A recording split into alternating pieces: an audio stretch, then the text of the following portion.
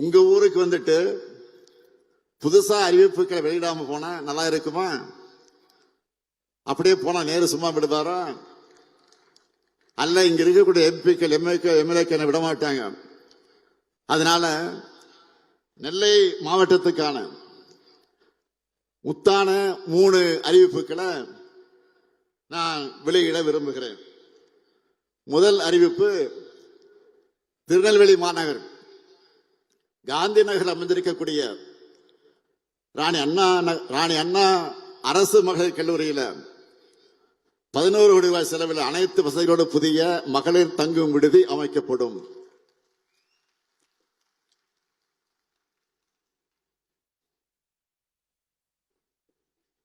இரண்டாவது அறிவிப்பு, சேரன்மாதேவி வட்டம் முக்கூடல் பாப்பாக்குடி கிராம விவசாயிகள் பயன்பெறக்கூடிய வகையில் காங்கேயன் கால்வாய் மற்றும் வெள்ளோடையை மேம்படுத்தக்கூடிய பணிகள் 4 கோடியே 1 லட்சம் ரூபாய் மதிப்பீட்டில் மேற்கொள்ளப்படும்.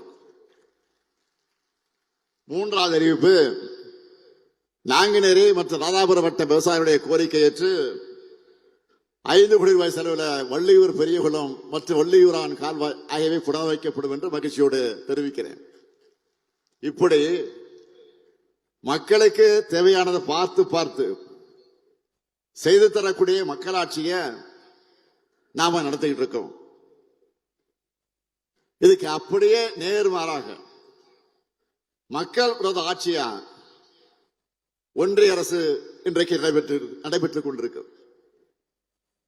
இந்திய கிராமங்களுடைய உயிர்நடையாக இருந்து பல கோடி ஏழை மக்களுடைய வறுமையை போக்கின மகாத்மா காந்தி 100 நாள் வேலை திட்டத்தை இப்போ பாஜக அரசு திட்டமிட்டு முடக்கி இருக்கிறாங்க. மகாத்மா காந்தியுடைய பெயரையே நீக்கி பெரும்பாலான இந்திய மக்களுக்கு புரியாத இந்தி பேரை வேற வச்சிருக்கிறாங்க.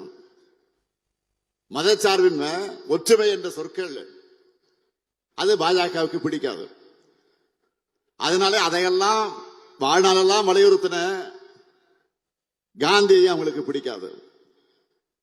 உலகம் முழுக்க இந்தியாவோட அடையாளமா இருக்கிற தேசத்தந்த காந்தியோட பேரையே இன்றைக்கு நீக்கி இருக்கிறாங்க. காந்தியோட பேரை நீக்கினது மட்டும் இல்ல, 100 நாள் வேலை திட்டத்தின் உண்மையான நோக்கத்தையே காலி பண்ணிட்டாங்க, அழிக்கிறாங்க. கடந்த 10 ஆண்டுகளா இந்த திட்டத்தை பல்வேறு கோணங்கள்ல கெடுத்தாங்க, பல வகைகளை நாசப்படுத்தினாங்க.